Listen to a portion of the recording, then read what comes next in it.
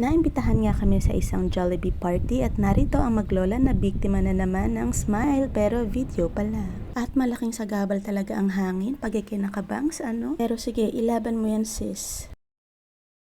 At narito ang babae na mas piniling magpaka-aesthetic sa kanyang maliit na bag pero may Sour Patch na paper bag. Sinsuki na talaga kami ng mga Jollibee parties. Alag po yung mga kalakaran, yung mga games nila. So nagdala talaga ako ng mga posibleng palaro nila. So ayan, meron akong dalang sintas, meron akong blush at panyo. Kasi never nagbago yung laro nila ever since. So ito, nag-start na nga yung party at talagang kita mo naman ang effort talaga ng mommy at ng family ng aking friend. Talaga namang bonggang-bonggang bongbong ang 7th birthday ng ating princess. Ilang saglit pa nga lamang ay nag-start na ang ating Jolly host. Lagi silang nagsa-start ng warm-up at dahil batak talagang batang Jollibee ito, pati naman ang aking ina ay talagang memorize na ang sayaw na Jollibee Chicken Dance. At hindi mo kaya sis. Sobrang nakakatuwa talagang umattend sa mga Jollibee parties kasi consistent talaga yung program and pati yung mga host na grabe ang energy para talagang uminom ng maraming cobra, no? Nagsimula na nga yung games at habang busy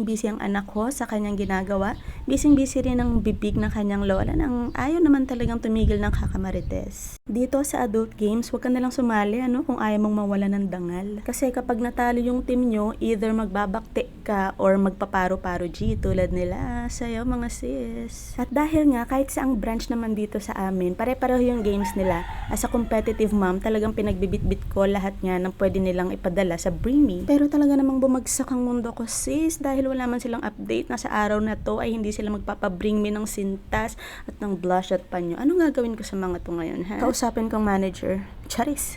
So anyway, nag-start na nga ang mini cotillion. Super cute ng maglolo. At habang naghihintay ay nag-photo booth muna kaming mag-mommy. Narito na nga ang hinihintay ng sambayan ng Pilipino. At may tumitilaok na manok. Na ilang sandali lamang ay magiging chicken joy na. Charis. Isang mag-anak na naman ang napuna ng tiyan ng libreng pagkain. Kaya happy birthday! At tuloy-tuloy lamang ang pagtilaok ng ating manok. Talagang hindi siya nahihiya. Welcome to province life. Ilang saglit pa nga lamang ay dumating na ang ating giant bubuyog para maghasik ng saya. Wala talagang bata or matanda kapag umattend ka ng Jollibee party kasi talagang ma-entertain ka ng bonggang-bongga.